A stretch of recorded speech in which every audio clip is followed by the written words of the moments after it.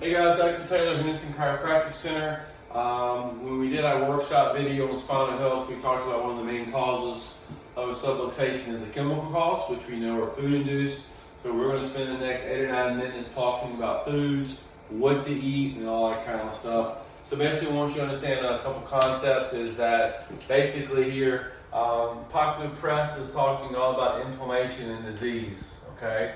We know that inflammation is characterized as the secret killer. It is known to promote cancer, heart disease, Alzheimer's diseases, and other diseases. We all know that we all have certain tendencies in our families. So like in my family, we have a history of heart disease. My wife's family has a history of cancer in hers. So everyone has different things. So I need you to understand those things, okay? I want to talk about what the research is saying, but basically it's saying that the behavioral treatments for chronic systemic inflammation are the same thing as we want to talk about with losing weight. So we want to know weight loss and exercise training are things we can do to drop this down. A couple of things I want you to realize is a lot of the research we're going to talk about comes out of Canada, comes out of Germany, and comes out of Europe. And we know those countries, the healthcare there is paid for by the actual community themselves, or the provinces, or the country that they live in.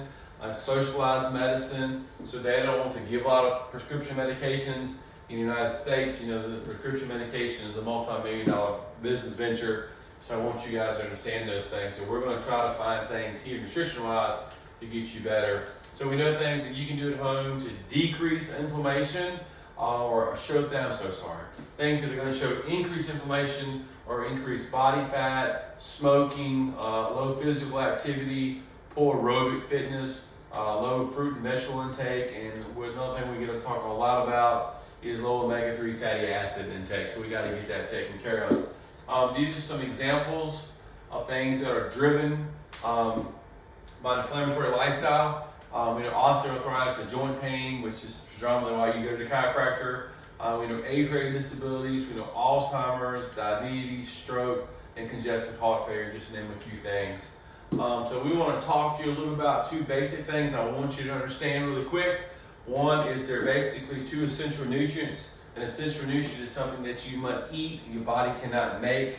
So we know there are two essential fatty acids. One's called an omega-6 fatty acid, and the other one's called an omega-3 fatty acid, okay? Basically, the fatty acids make up the cell membrane of every cell of our body. I think you guys remember the membrane is the covering on the outside of each cell.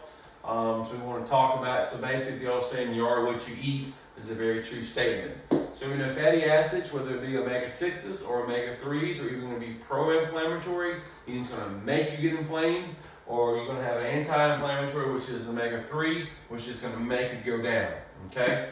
So the pro-inflammatory mediators are going to be what we call corn oil, sunflower oil, cottonseed oil, safflower oil, soybean oil, grains, or packaged foods. And we'll make sure we clear that a little bit later on.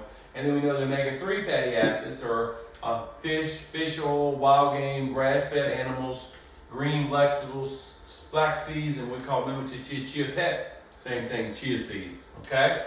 So we'll give you some ratios here. So a fruit has a ratio basically of 3-to-1. A green vegetable has a ratio of 1-to-1. White potatoes 3-to-1. Sweet potatoes 4-to-1. Grass-fed meat has a variation of 2.5-to-1. Okay, we know wild game is 2.5-to-1. Fish or farm-raised salmon, depending on where they were raised. Okay, so these are examples of things we should be eating. Okay, these are the things we talk about more ratios. We know nuts have a ratios of 5-to-1, and I hope we all know that peanut is not a nut; it is a legume, so it does not fall in this category. We talk about grain-fed meat again, 5-to-1. Soybean oil, 7-to-1. We talk about chicken being grain-fed, 15 or 17-to-1. All right, guys, these are things you don't need to be eating. So grains, for example, will be cereal, bread, and pasta, okay? Somebody always asks me anytime I do these workshops, well, I eat wheat pasta. It doesn't matter. It doesn't matter if it's wheat bread. It's an omega-6 fatty acid. It is inflammatory, okay? So then somebody always would ask me, what about cereal? You know, Cheerios is on TV, and it says that it decreases my cholesterol. It may decrease your cholesterol, but it's going to increase your ratio of omega-6 to omega-3 acids, and it's going to promote inflammation. So we want to know those things. And the last thing we know we call seed or seed oils. So basically anything that you eat that's fried is going to have a ratio of 70:100 to 1 or worse, and it's going to prone inflammation. So we need to know those things, okay? So really quickly here, the omega-6 fatty acids produce something called thromboxane A2, which is something that promotes inflammation. So please try to stay away from fried foods, things like that. Any questions, you can give us a call here in the office, 252-430-8000. Myself or Dr. Kayla are glad to go through things with you, things which you should be eating and how they affect your body. Thanks again.